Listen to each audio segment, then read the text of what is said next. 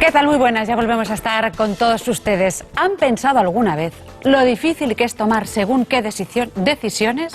El miedo, la incertidumbre se apoderan del momento y pueden llegar a bloquearnos. Bueno, sin embargo, es verdad, las decisiones son una constante en la rutina de cualquier persona. ¿Cuántas tomamos cada día, verdad? ¿Cuántas de ellas no tienen grandes consecuencias? ¿Cuáles sí? Bueno, pues de cómo tomar las buenas decisiones vamos a hablar durante los próximos minutos con nuestra siguiente invitada, Miriam Subirana. ¿Qué tal? Muy buenas tardes, bienvenida. Gracias, encantada de estar aquí para hablar de un tema tan importante. Y tan apasionante al mismo tiempo. Un placer volver a tenerte en el programa. Gracias. Bueno, ella conoce muy bien la sabiduría del pensamiento oriental y lleva escritos ya varios libros, como ¿Quién manda en tu vida? 7 nada más ni menos, Atreverse a vivir. Bueno, hoy nos presenta una de sus obras más recientes, aquí la tenemos, Serenidad Mental, Decide con lucidez. En él nos va a hablar de la importancia de la meditación cuando tenemos que decidir, ¿verdad, Miriam? Porque decidimos muchas veces bajo presión, con miedo, deprisa y corriendo, ¿no? Sí, y decidimos bajo la influencia de otras personas, decidimos con esos temores que nos impulsan a tomar decisiones que luego no son adecuadas, luego nos arrepentimos, luego nos sentimos culpables y entonces hay un mecanismo mental que nos nubla la visión, porque para decidir con lucidez necesitamos tener visión clara, como un cielo limpio, sin nubes. Claro, porque cuando estamos enfadados, estamos cansados, ¿qué debemos hacer? De momento tomar decisiones creo que no. No, y muchas veces lo que hacemos es que estamos hartos y en ese estar hartos y estar cansados tomamos decisiones impulsivamente que no están conectadas con nuestra sabiduría interior, sino con el impulso emocional del momento y entonces la pifiamos. Claro. Pero muchas veces, mira, nos sentimos presionados por el entorno, constantemente.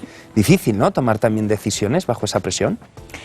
A ver, yo cuestiono en el libro esto de sentirnos presionados, porque si estamos fuertes internamente, las presiones externas no son tan fuertes, son más fuertes las presiones internas de nuestras creencias conectadas con lo que sucede alrededor. Por ejemplo, si yo me siento presionado en una entrevista de trabajo, en realidad es mi creencia que me conecta con la posibilidad de fracasar y el miedo a fracasar que me presiona, no es tanto la entrevista lo que me presiona. Este es un pequeño ejemplo, pero muchas veces esas presiones externas son más como esas nubes, pero cuando estás conectado con tu sol interior, con esa lucidez interior, puedes disipar las nubes y decidir con mayor lucidez. Entonces es peor las propias presiones que nosotros mismos ejercemos sobre nuestra persona. Es peor porque son las que llevamos a cuestas a todas partes, incluso hasta en la cama necesitamos pastillas para dormir,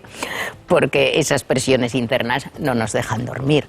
Entonces la cuestión está en lo que comentabas de la meditación, que aprendiendo a meditar aprendemos a disipar esas nubes que nos presionan, esos pensamientos inútiles, pensamientos negativos, para tener más serenidad interna.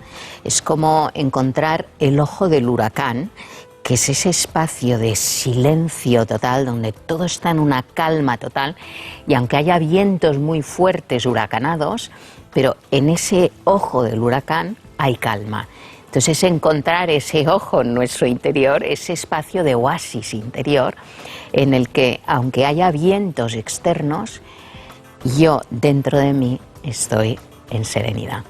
Claro, Miriam, pero ¿esto cómo se lo cuentas a alguien que en un momento dado está a punto de perder, ya no digo el trabajo, está a punto de perder una casa? ¿Cómo puede llegar a ese estado de concentración, de meditación, que le aporte ese estado de neutralidad, ¿no?, para tomar esa sabia decisión? Es una cuestión de los aferramientos y los apegos. La persona está aferrada a sus propiedades, sus privilegios, sus posesiones, su poder, su posición. Entonces, en momentos de crisis y de cambio, esas 7 P's de las que hablo en el libro, que acabo de mencionar algunas, se ponen en cuestión. Incluso hay la posibilidad de perderlas. Y en realidad no se pierde la vida, no se pierde la capacidad de pensar, no se pierde la libertad de decidir con qué actitud voy a vivir esa situación. Hay veces que hay personas que necesitan vivir esa presión tan fuerte que provoca alguna pérdida para dar un salto cuántico en su conciencia y empezar a pensar de manera diferente. No pensar aferrado a sus posesiones y propiedades, sino tener un pensamiento más libre, porque lo que tengo hoy no sé si mañana lo tendré, pero lo que sí sé es que seguiré viviendo, seguiré siendo. Claro, pero entonces las ambiciones no son buenas, Miriam.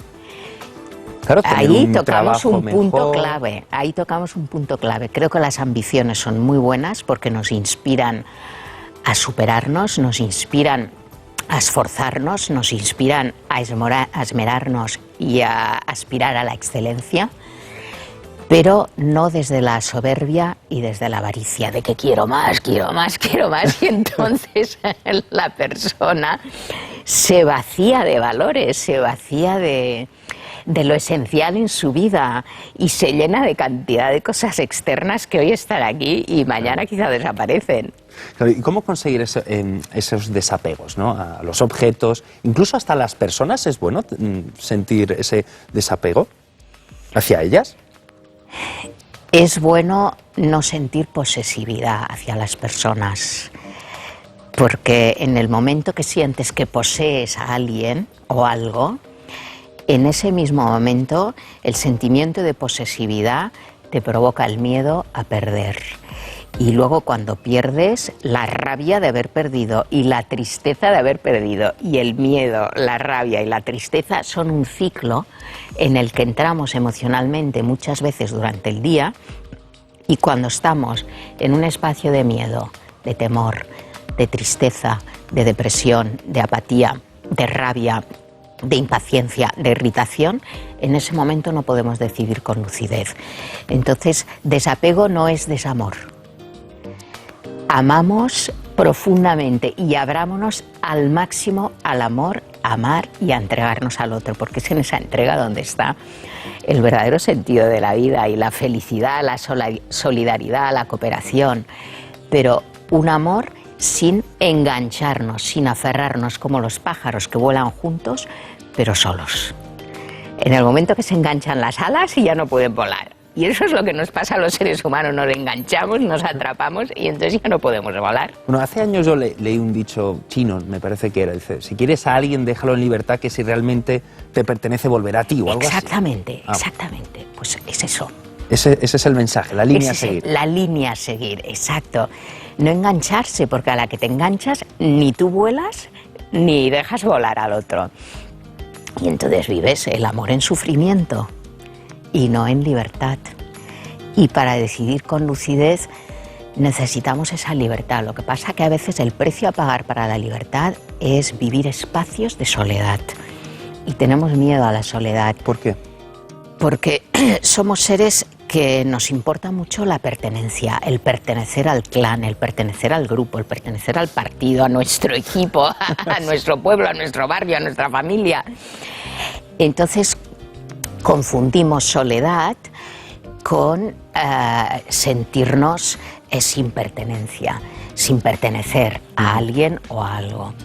Creo que la soledad constructiva es una fuente de creatividad brutal, porque en ese momento, en esa soledad, conectas con un silencio y una calma. Es ahí donde encuentras el oasis de tu mente, de tu serenidad, de tu corazón en calma.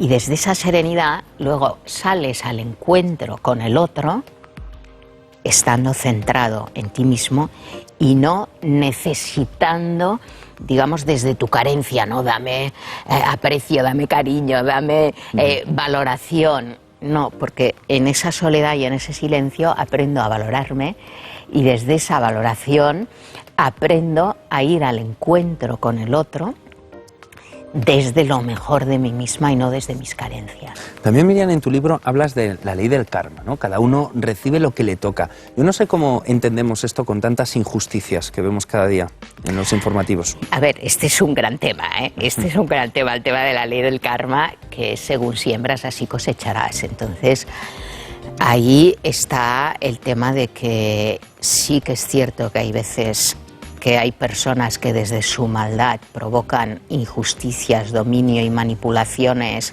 muy tremendas, pero que desde la educación la persona puede aprender a conectar con su fuerza interior y dejar de sentirse manipulada. Ese es un aspecto. Y otro es que la ley del karma nos ayuda a confiar de que no debemos ir juzgando a la gente. No sabemos su historia, no sabemos lo que han vivido ni lo que han hecho para vivir lo que están viviendo. Vivamos desde la solidaridad, pero muchas veces tenemos como el ojo del juez que nos autojuzgamos y juzgamos a los demás. Y cada uno realmente recibe lo que se merece, y lo importante es, conectando con esa ambición que decíamos, que sea una ambición sana que me ayude a ser mejor, a dar lo mejor de mí misma, para que así lo que me llegue a mí sea correspondiente, o sea, a lo que yo estoy entregando y a lo que estoy dando. Y en ese sentido la ley del karma es siembra, y hay veces que quizá no cosecharás exactamente lo que has sembrado, pero la felicidad de haber sembrado ya merece la pena seguir sembrando actos de solidaridad. Miriam, ¿y hay algunas preguntas claves para encontrar nuestra serenidad interior? Sí, la pregunta clave: ¿cuál es el sentido de pensar tanto? Pensar aceleradamente. ¿Quieres seguir pensando así? ¿Quién manda en tu mente? Controla y gestiona tu mente para decidir mejor. No busques culpables fuera de ti, porque eres tú quien decides lo que piensas, por qué piensas lo que piensas y cuánto piensas. Y pregúntate, por debajo de esas olas mentales, ¿dónde está la fuente de tu serenidad? Y si tienes deseos incontrolables, ahí está la fuente de tu falta de serenidad. Hay deseos que son innecesarios. Lo que pasa es que vivimos en una sociedad de consumo que nos inspira a consumir, a desear y a necesitar lo innecesario. Como es esa satisfacción momentánea, ¿no? Exacto, y esa búsqueda de satisfacción momentánea nos impide vivir en serenidad mental y en serenidad emocional. Bueno, hablas también de ciclos del universo, de expansión y de contracción. En este momento de crisis tan abrumadora, ¿vivimos en un momento de contracción? Yo diría más bien que vivimos en un momento de gran expansión, pero que es una expansión llena de ruido, donde falta mucho el sentido, donde la gente está muy desconectada de sí misma. Y volver a la esencia precisamente es volver a esos momentos de silencio, de encontrar la semilla de nuestra sabiduría interior. En vez de tanta información en la que nos perdemos y perdemos la conexión con nuestra fuente de sabiduría interior, que es la intuición, la conexión con nuestra mentora interior, con nuestra guía interior. Entonces volvamos a esa esencia para conectar con esa fuente de sabiduría. Miriam, ya para ir concluyendo, porque no me gustaría despedirte sin hacer mención a tu último trabajo, que también lo tenemos en las librerías. Recuérdanos las 7 P's. Las 7 P's. Bueno, sí. El último trabajo es el poder de nuestra presencia. Y las 7 P's: posesión, propiedad, privilegios, posición, la paga, o sea, el aferramiento al dinero, a las personas y a las propiedades. Esas siempre las tenemos que tener en cuenta. Tener en cuenta de no aferrarnos a ellas, porque ante el cambio, y la crisis son momentos de cambio, esas 7 P's se ponen en cuestión. Pero no olvidemos que tenemos el valor de la vida y que eso vale muchísimo más que esas 7 P's. Y respecto a tu última obra, es otra P, pero que es la presencia. ¿La presencia física? Física, emocional, mental y espiritual. El poder de nuestra presencia, una guía de coaching espiritual.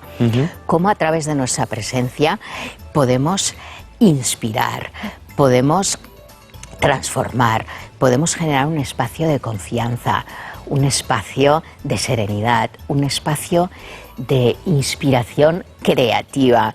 Podemos sanar, podemos generar transformación para que las personas conecten con su interior y con ese oasis de paz. ¿Esa presencia dice mucho de nosotros? Sí, porque hay personas que pasan como desapercibidas y en cambio hay otras personas que cuando están generan como un aura, sería como el aura, como la vibración, que es lo que emanamos. Entonces, cuando nuestra mente está alineada con nuestra conciencia y con nuestro corazón, con lo que sentimos, y con el lenguaje de nuestro cuerpo, entonces nuestra presencia irradia una luz, irradia inspiración, irradia ganas de vivir, irradia vida. Pues Miriam Subirana, muchísimas gracias por acompañarnos. Ha sido un verdadero placer volver a tenerte en Para Todos Lados. Muchas gracias, encantada de estar aquí compartiendo con todos. Bueno, pues nosotros ya lo sabemos, cambiamos radicalmente